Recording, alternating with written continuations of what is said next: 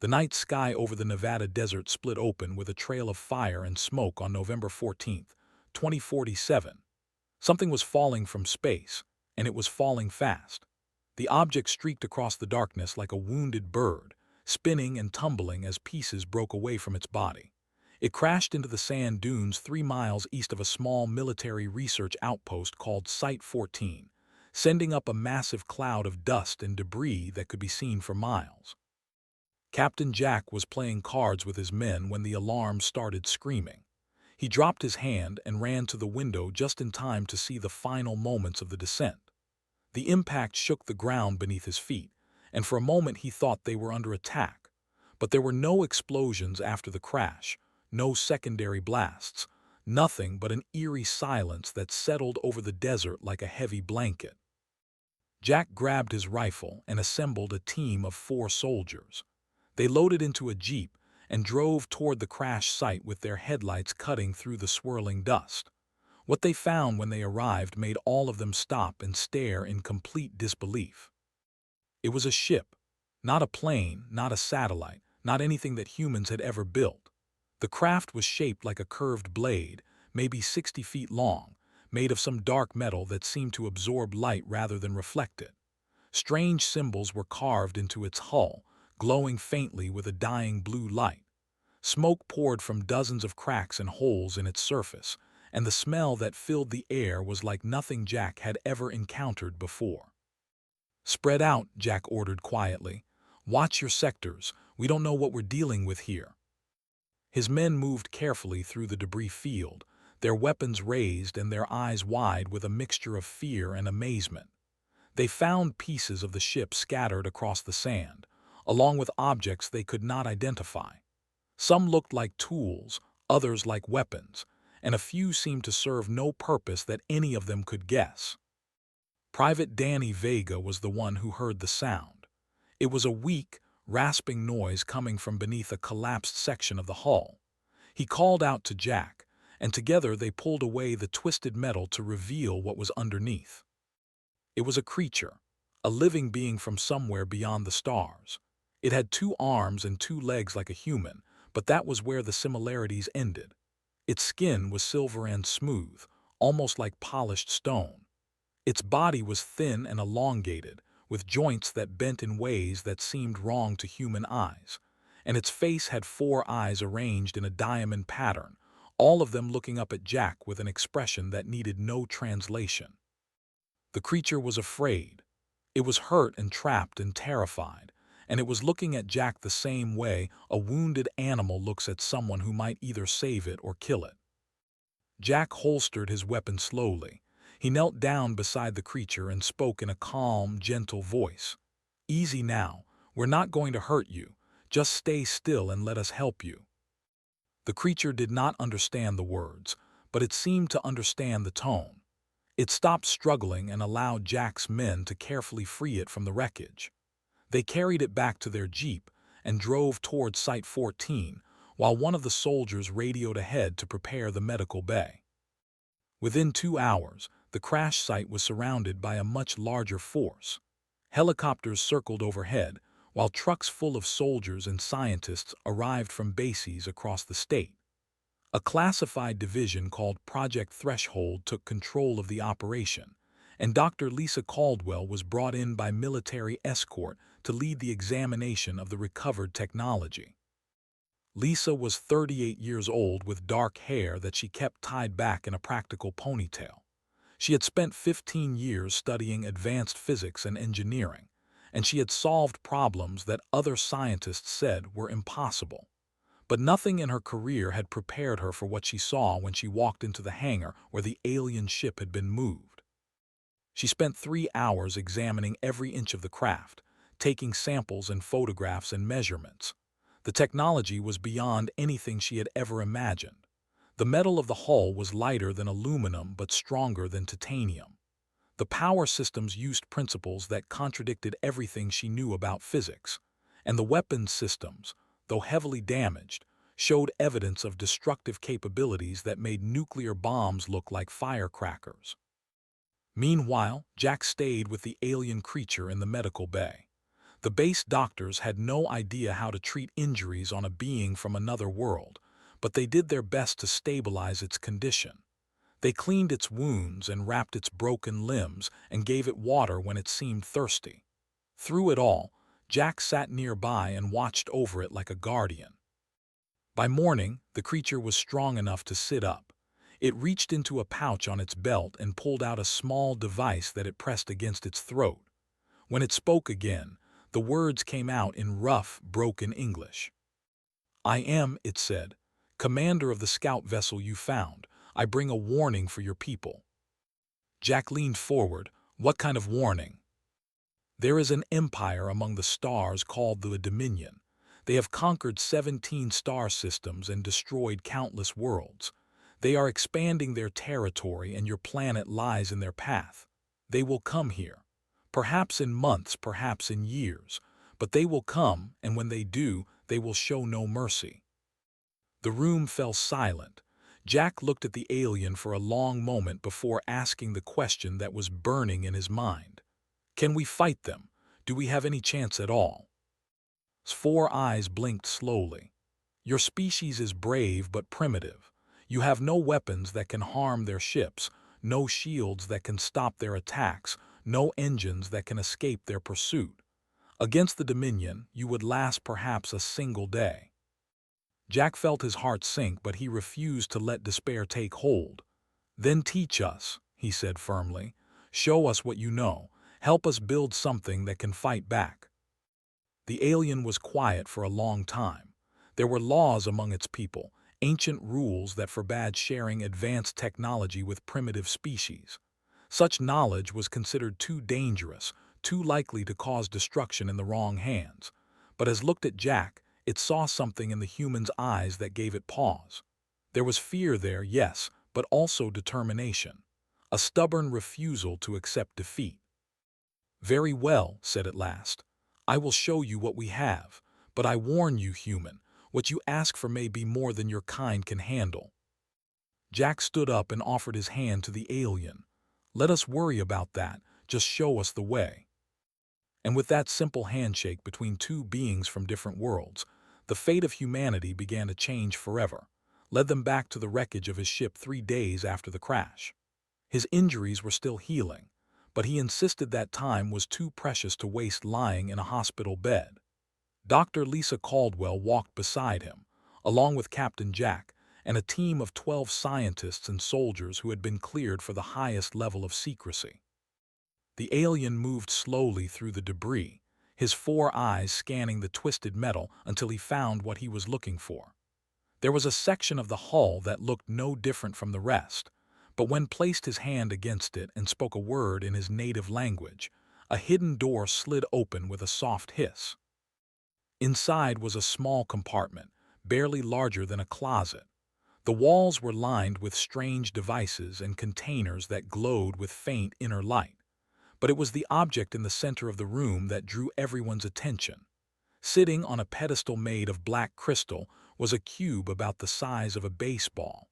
It pulsed with a soft blue light that seemed to breathe like a living thing. "This is the resonance core," said quietly. "It is the foundation of all war technology.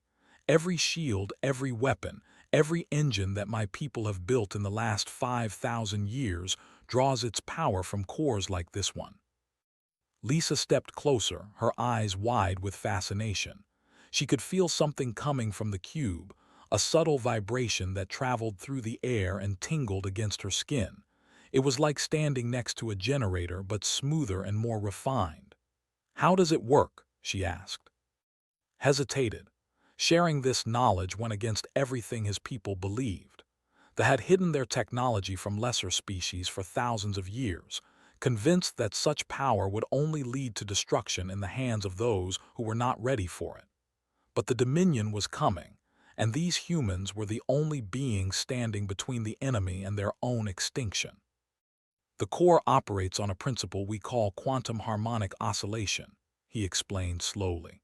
"There are layers of reality that exist alongside your own, dimensions that vibrate at frequencies your science has not yet discovered. The core creates a resonance between these dimensions and draws energy from the space between them. This energy can be shaped and directed to power almost any system you can imagine. Lisa was taking notes on a tablet, her fingers moving quickly across the screen. What kind of energy output are we talking about? A single core can produce enough power to run a small city for 100 years, or it can be focused into weapons that can cut through the strongest materials in the galaxy. Our shields use the same energy, creating barriers that can absorb almost any attack. Jack whistled softly. And you've been hiding this from everyone. Why? Turned to look at him, and there was something like shame in his alien eyes. Because we believed that primitive species would destroy themselves with such power. We have seen it happen before, on other worlds. Young civilizations that found technology beyond their understanding and used it to burn their own planets to ash. We thought we were protecting you by keeping these secrets hidden. And now, Jack asked, now I wonder if we were simply afraid that someone might do better than we did, that someone might prove us wrong about what lesser species can achieve. Lisa finished her notes and looked up at the alien. You said the core has been the foundation of your technology for 5,000 years. In all that time, have you ever tried to improve it? Made a sound that might have been a laugh. Of course. Our scientists have spent countless generations trying to increase the efficiency of the cores, but there is a limit. Push the energy output too high and the resonance becomes unstable. The core will tear itself apart and everything around it will be destroyed. We have lost many researchers learning this lesson. What's the maximum safe efficiency? Lisa asked. 12%. That is the highest we have ever achieved without risking catastrophic failure. Lisa stared at him for a moment, then looked back at the glowing cube. Her mind was already racing, turning over the information had shared and searching for patterns and possibilities. 12%, she repeated softly. That means 88% of the potential energy is being wasted or blocked somehow. There has to be a reason for that, some factor that's limiting the output. If there is, we have never found it, admitted. Our greatest minds have studied this problem for. Lisa smiled, but there was no humor in it. It was the smile of someone who had just been handed a puzzle that others said was impossible. Well, she said, maybe you just needed a fresh perspective. Over the next several hours, explained everything he knew about the resonance core. He described the quantum frequencies it operated on, the materials used in its construction, the mathematical formulas that governed its function. Lisa absorbed every detail like a sponge, asking questions that sometimes made the alien pause and think before answering. Some of her questions touched on subjects that scientists had debated for centuries. Others approached the technology from angles that had never considered. He found himself impressed despite his expectations. These humans were not the simple primitives he had assumed them to be. They were curious and creative and remarkably quick to grasp concepts that should have been beyond their understanding. By the time the sun began to set, Lisa had filled 5 tablets with notes, diagrams, and equations. She looked exhausted but energized, like a runner who had found their second wind. I need to get back to the lab, she said to Jack. There's something here, something the mist. I can feel it. Jack nodded and turned to the soldiers. Pack up the core and get it transported to the main facility. Full security protocols. This thing doesn't leave our sight until it's locked down tight. As they prepared to leave, approached Lisa with a troubled expression on his face. You should know that even if you succeed in improving the core, it may not be enough. The Dominion has thousands of ships and millions of soldiers. They have conquered entire civilizations. Your planet is small and your people are few.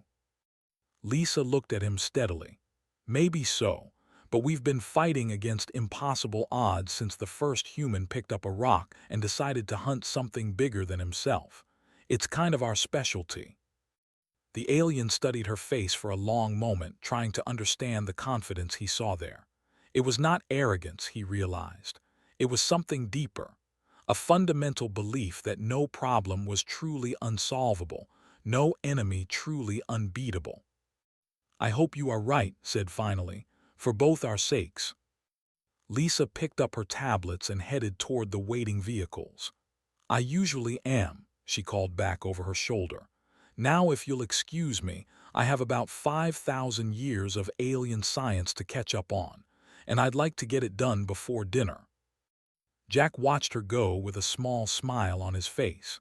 He had seen Lisa work before, had watched her solve problems that made other scientists give up in frustration.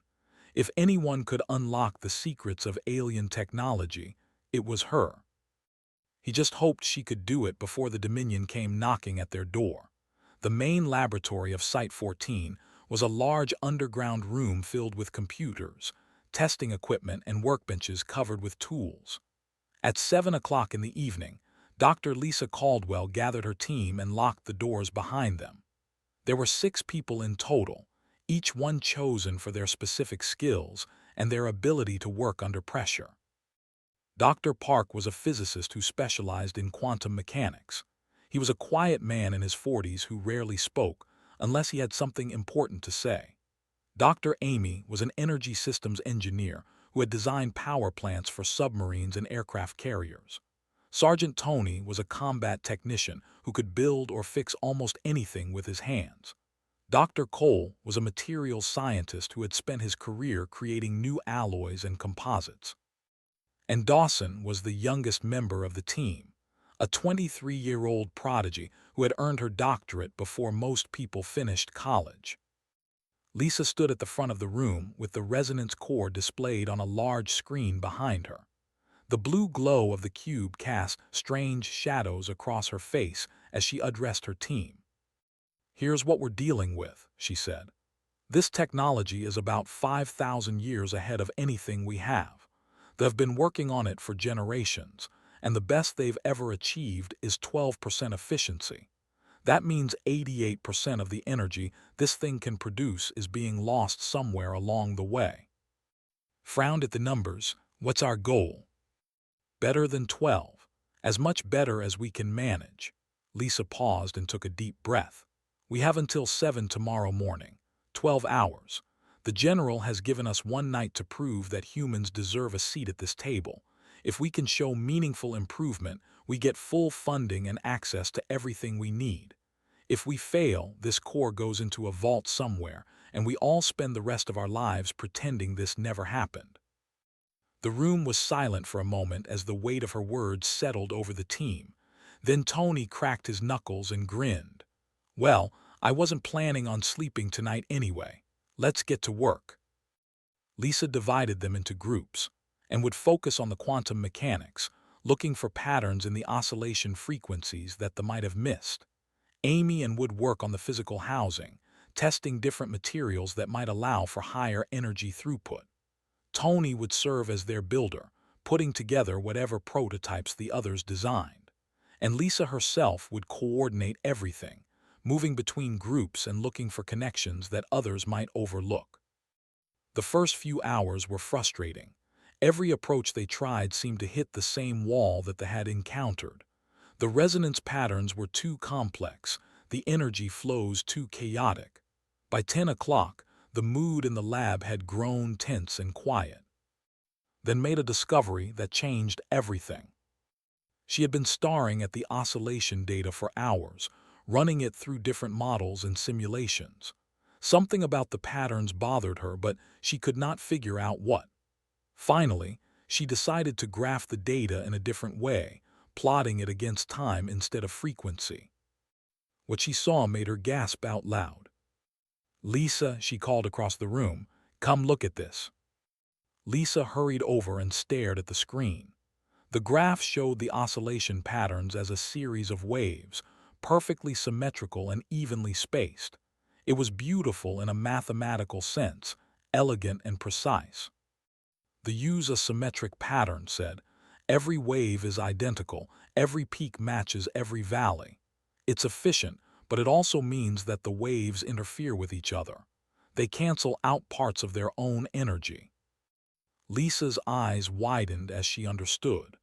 But if we used an asymmetric pattern instead, the waves would complement each other rather than interfere.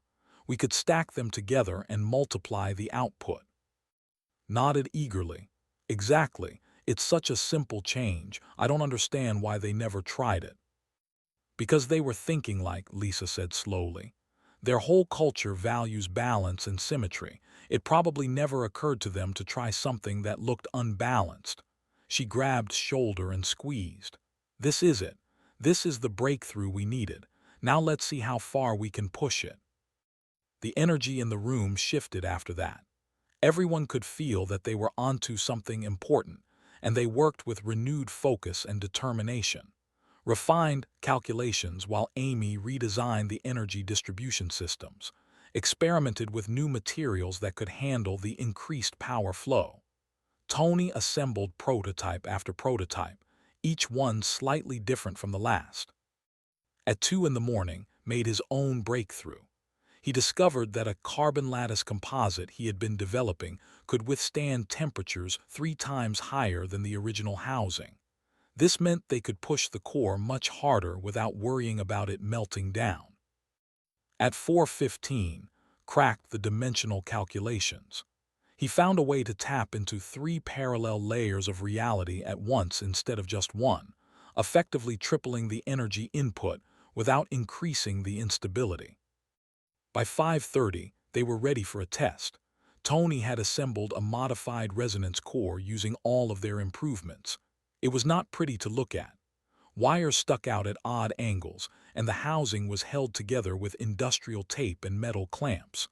But when Lisa powered it up and checked the readings, the entire team gathered around in stunned silence. The efficiency reading showed 67%. More than 5 times better than they had ever achieved. "That's not possible," said a voice from the doorway. Everyone turned to see standing there, his 4 eyes fixed on the display screen. He had been watching from the observation room for the past hour, unable to look away despite being forbidden from interfering with the experiment. "5 times our maximum output," the alien continued, his voice barely above a whisper. "In a single night. How is this possible?" Lisa turned to face him. She was exhausted, her eyes red and her clothes wrinkled from 12 hours of non-stop work. But there was fire in her gaze, a fierce pride that could not be dimmed by fatigue. "Your people spent 5,000 years being careful," she said, "playing it safe, making small improvements and accepting limitations. We spent 12 hours being desperate. And desperation has a way of cutting through the impossible." Stared at her for a long moment. Then he looked around the room at the other humans, at their tired faces and triumphant smiles. He had studied many species during his long career as a scout. He had seen civilizations rise and fall, had watched empires crumble into dust, but he had never seen anything quite like this. These humans were something new, something dangerous, and for the first time since he crashed on their world, felt something he had not expected to feel. He felt hope. "The Dominion has no idea what is coming for them," he said quietly, "and I am not sure whether to pity them or envy them." Lisa allowed herself a small smile. "Ask me again after we build a few more of these. The night's not over yet." General Blake arrived at Site 14 at exactly 7 o'clock in the morning, just as the first rays of sunlight began to paint the desert sky in shades of orange and gold. He was a tall man in his 60s with hair cut short and a face that showed little emotion. Behind him came a delegation of 12 officials from the Pentagon and 2 representatives from the United Nations Security Council. They had all been pulled from their beds and flown across the country on military jets because someone had promised them something extraordinary. Now they stood in a reinforced observation bunker overlooking a test range that had been hastily cleared during the night. Through the thick glass windows, they could see a standard military Humvee sitting in the middle of the sand, its green paint looking very ordinary against the brown landscape. Next to it stood a single soldier in combat gear. General Blake turned to Lisa, who was standing nearby with her team. The scientist looked like she had not slept in days, which was probably true. Her hair was messy, and her lab coat was stained with grease and chemicals. But her eyes were sharp and alert, burning with a quiet intensity that the general had learned to respect during their brief time working together. "Dr. Caldwell," he said in a neutral voice, "I'm told you have something to show us." Lisa nodded and stepped forward to a control panel. "What you're about to see is a demonstration of modified technology. We've made significant improvements to the original designs. We're ready to show you what those improvements can do." One of the Pentagon officials, a woman with silver-rimmed glasses, leaned forward. "What kind of improvements are we talking about?" "Our energy efficiency is currently at 67%, Lisa replied. "The never achieved more than 12% in 5,000 years of development." A murmur went through the crowd. The general raised his hand for silence and nodded for Lisa to continue. "The soldier you see on the test range is Sergeant Tony. He's wearing a prototype shield harness that my team built this morning using the modified resonance core technology." Lisa pressed a button on the control panel. "Phase 1 of the demonstration will show our defensive capabilities." Through the bunker windows, everyone watched as a series of weapons emerged from hidden positions around the test range. There were machine guns mounted on automated platforms, a missile launcher on a raised tower, and several other weapons that the observers could not immediately identify. Tony stood in the center of it all, perfectly still. On his chest was a device about the size of a dinner plate, glowing with the familiar blue light of the resonance core. His arms hung relaxed at his sides. Lisa spoke into a microphone. "Tony, activate the shield." The sergeant touched a button on his harness, and suddenly he was surrounded by a shimmering blue barrier. It was translucent, like looking through colored water, and it hummed softly with power. "Fire," Lisa commanded. The machine guns opened up first, sending hundreds of rounds screaming toward Tony at incredible speed. The bullets hit the shield and simply disappeared, absorbed into the energy field without leaving so much as a ripple. The observers gasped and leaned forward in their seats. The heavier weapons followed. A missile streaked across the range and slammed into the barrier with an explosion that shook the bunker walls. When the smoke cleared, Tony was still standing there, completely untouched. The shield had not even flickered. "The shield can absorb virtually any kinetic or explosive attack," Lisa explained calmly. "It draws power directly from the core and distributes it evenly across the entire surface. The more powerful the attack, the more energy it absorbs and redirects." General Blake's expression had not changed, but his eyes were wider than before. "What about offense?" Lisa smiled. "Phase 2, Tony, raise your weapon." The sergeant lifted his right arm. Attached to his forearm was a gauntlet that looked like it had been assembled from spare parts, which it had been. A small barrel extended from the wrist, no larger than a flashlight. On the test range, about 500 meters away, sat an old tank that had been brought in for target practice. It was a heavy vehicle, designed to withstand artillery fire and explosive charges. "Fire when ready," Lisa said. Tony pointed his arm at the tank and pressed a trigger built into his glove. A beam of brilliant blue light shot from the gauntlet, so bright that several observers had to look away. It struck the tank dead center. The tank did not explode. It did not catch fire or break apart. It simply ceased to exist. One moment it was there, a massive machine of steel and iron, and the next moment there was nothing but a cloud of glowing particles drifting in the morning breeze. The entire process took less than a second. The bunker was completely silent. Some of the officials looked pale. Others were staring at the empty space where the tank had been with expressions of shock and disbelief. "The plasma projector converts matter directly into energy," Lisa said, her voice cutting through the stunned silence.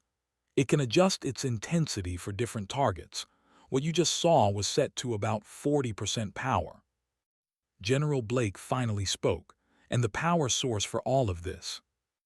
The same modified core that's running the shield and the weapon, simultaneously, at less than half capacity. The general turned to look at, who was standing at the back of the bunker with Jack. The alien had been watching the demonstration with an expression that mixed amazement with something like fear. "You hid this technology from us," Blake said. "You thought we weren't ready for it." Struggled to find the right words. "We believed that species like yours would destroy themselves with such power, that you lacked the wisdom to use it responsibly. Our laws forbade sharing these secrets with anyone we considered primitive." And now, the alien looked out at the test range, where Tony was demonstrating the mobility systems. Short bursts of teleportation that allowed him to appear and disappear at will, covering dozens of meters in the blink of an eye. "Now I wonder if we were the primitive ones," admitted quietly. "We found limits and accepted them. You found limits and refused to accept them. Perhaps that is the difference between those who survive and those who merely exist." General Blake nodded slowly. He turned to his aide, a young officer who had been recording everything on a secure tablet. "Get me the Joint Chiefs on a secure line," the general ordered. "Tell them to clear their schedules for the next 6 months and contact every major manufacturing facility in the country. We have work to do." He paused and looked back at the test range, where Tony had deactivated his equipment and was walking back toward the bunker with a huge grin on his face. "One more thing," Blake added. "Reach out to our allies, all of them. We're going to need every nation on Earth working together for what comes next." The aide nodded and hurried away. Lisa watched him go, then turned to the general with a question in her eyes. "If we're going to face an empire," Blake said, answering her unspoken question, "we're going to need more than a few prototypes. We're going to need an army, and ships, and weapons that can fight among the stars." He allowed himself a rare smile. "Thanks to your work tonight, we might actually have a chance to build them." Lisa looked at her exhausted team, at Jack and Tony, and felt a surge of pride and hope. They had taken one small step. The journey ahead would be long and dangerous. But for the first time, it felt possible. 6 months changed everything. In the weeks following the demonstration at Site 14, the world learned that humanity was not alone in the universe. Governments that had kept the secret could no longer contain it, and when the news broke, it spread like wildfire across every continent. There was panic at first, as there always is when people face something they do not understand, but panic gave way to something else, something stronger. It gave way to purpose. For the first time in human history, every nation on Earth agreed on something. They agreed that survival mattered more than borders, more than politics, more than the petty conflicts that had divided them for centuries.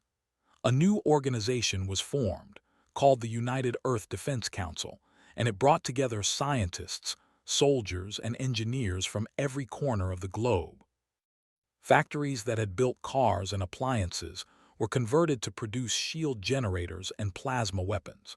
Universities that had focused on theoretical research now trained combat engineers and starship pilots. Mining operations on the moon and nearby asteroids were expanded to gather the raw materials needed for construction. Every human being who could contribute was given a chance to do so. And the technology continued to improve. Lisa Caldwell and her team worked around the clock, refining their designs and pushing the limits of what the resonance core could do. They brought in experts from dozens of countries, each one adding their own knowledge and perspective. The efficiency rate climbed from 67% to 75%, then to 83%, then to levels that said should have been physically impossible. The shields became lighter and more flexible, capable of protecting entire cities instead of single soldiers. The weapons became more precise, able to neutralize threats without causing unnecessary destruction. And the engines evolved into something completely new, a drive system that could bend space itself and carry ships across the galaxy in weeks instead of centuries. When the first human starship was completed, it was given the name Endeavour. It was not the largest vessel ever built, but it was the most advanced. Its hull was made of the carbon lattice composite that Cole had developed, stronger than any material that had ever used. Its weapons could punch through enemy shields like paper. Its own shields could withstand bombardment that would have destroyed a small moon. And it was just the beginning. Within 6 months, humanity had built a fleet of 50 warships. They varied in size and design, each one created for a specific purpose. There were fast scouts that could slip past enemy patrols without being detected. There were heavy cruisers bristling with weapons platforms. There were carriers that housed hundreds of smaller fighter craft. And at the center of the fleet was the flagship, a massive vessel called the Horizon that served as the mobile command center for the entire operation. Watched it all happen from his place at Site 14, which had grown from a small outpost into one of the largest research facilities on the planet. He had expected the humans to ask for more of his knowledge, to demand every secret they possessed. Instead, they had thanked him for the initial gift and then politely asked him to step aside while they figured out the rest on their own. "We work better under pressure," Lisa had explained during one of their conversations. "And we work best when we're proving someone wrong. No offense, but you told us we weren't ready. That's all the motivation we needed." The alien did not take offense. He was too amazed by what he was seeing to feel anything but wonder. On the day the fleet launched from Earth orbit, stood beside Lisa on an observation platform floating high above the planet's atmosphere. Below them, the blue and green sphere of Earth turned slowly in the sunlight. Above them, the stars glittered like diamonds scattered across black velvet. And between them, the ships of the human fleet moved into formation, their engines glowing with the blue light of the resonance cores. "Where will you go?" asked, his voice quiet with emotion. Lisa smiled. "Everywhere. The Dominion thinks they are the masters of this galaxy. They think they can take whatever they want and destroy anyone who stands in their way.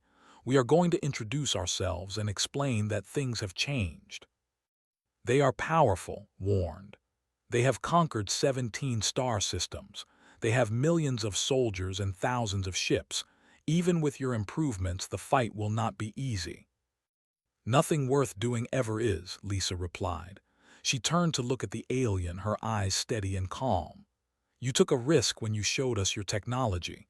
You broke your own laws because you thought we deserved a chance. We won't waste that chance. Whatever happens out there, we will make it count." Was silent for a long moment. Then, for the first time since they had pulled him from the wreckage of his ship, he laughed. It was a strange sound, like stones clicking together, but the emotion behind it was unmistakably joy.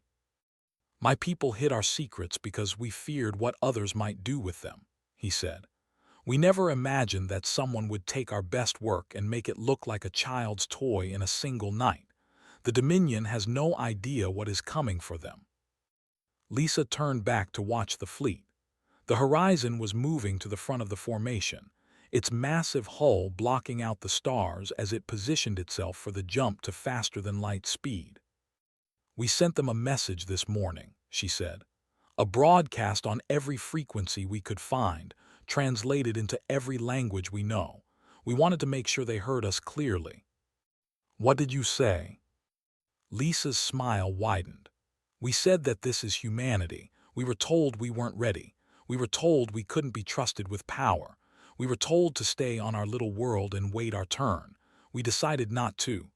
To the Dominion and anyone else who thinks they can threaten our home, we have a simple message. We are coming, and we have had a very long night to prepare." Stared at her in amazement. The humans had not just built weapons and ships. They had built confidence. They had taken their fear of the unknown and transformed it into something fierce and unyielding. They were not running from the darkness between the stars. They were charging straight into it with their eyes open and their fists raised. "You know," the alien said slowly, "I think I was wrong about your species." Lisa raised an eyebrow. "How so?" "I thought you were brave but foolish. Now I see that you are brave and clever, which is far more dangerous." He paused and looked out at the fleet one last time. "I almost feel sorry for the Dominion. They have no idea what they awaken when they set their sights on Earth." The Horizon's engines flared bright, and a moment later the flagship vanished into a tunnel of light, leading the fleet into the depths of space. One by one, the other ships followed, until only a handful remained to guard the planet.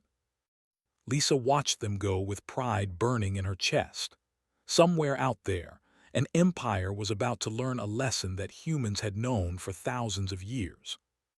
Never underestimate the species that survived ice ages, plagues, wars, and its own worst instincts. Never assume that limits cannot be broken. And never, ever tell a human that something is impossible. They will take it as a challenge. And they will prove you wrong. The stars, for the first time in ages, held their breath and waited to see what would happen next.